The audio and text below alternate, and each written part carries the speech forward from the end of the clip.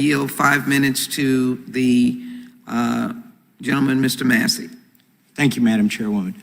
Mr. App, can you talk to us about the linkage between literacy or high school graduation rates and juvenile delinquency or incarceration?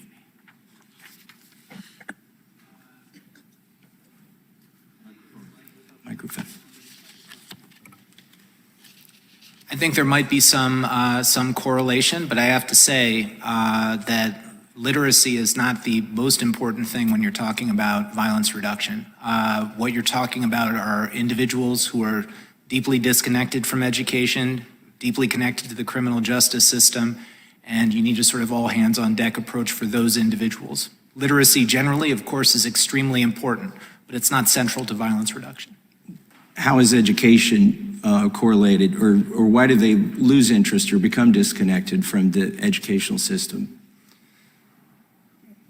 This is a grand debate in violence reduction. When we talk about root causes, access to opportunity, poverty, inequality, other things like that, these are all correlated with rates of violent crime, and obviously they're connected.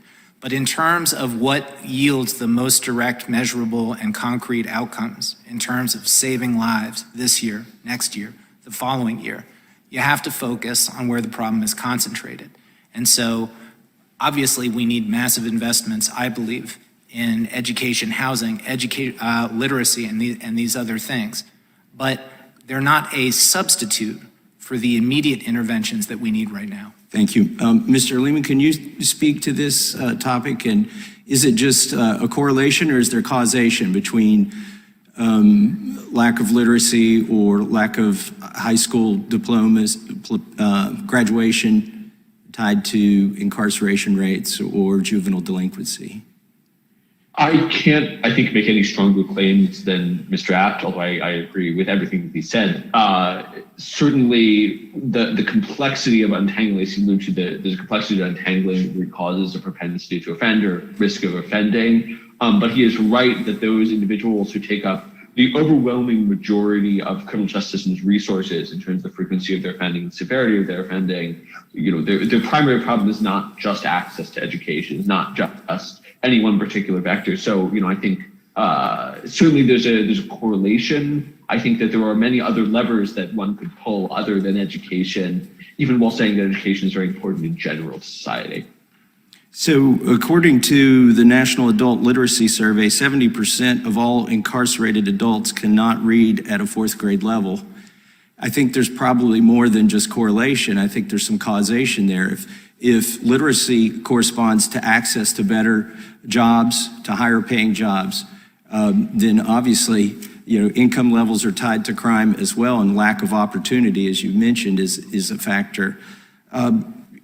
Mayor Turner, how long were your schools shut down during COVID?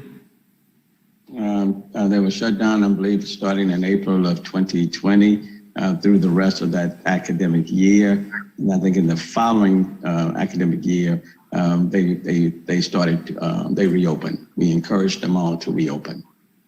Do you think the lack of educational opportunity or the number of people who sort of tuned out maybe at the high school senior level or maybe at the 3rd grade level is going to have any effect on crime in your city? Well, I tie education and opportunity together.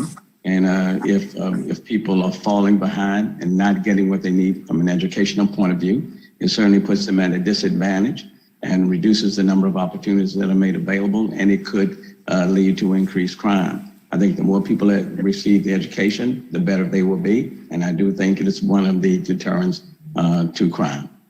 I think one of the worst policies that was adopted during the last 2 years in terms of trying to mitigate COVID was taking a set of our citizens, our kids, and depriving them of educational opportunities, in some cases for 2 years. This is going to have a long tail. This will affect crime. This is going to create a pandemic of lack of opportunity because these kids, a lot of them have dropped out. They're not going to be literate. They're going to be behind in every category, not just literacy, but basic math, basic civics. And I think it's a tragedy, and I think the people who caused this need to be called to answer, and they need to own up for what they've created and their contribution to crime in this country by depriving our kids of an education. I yield back. Sure.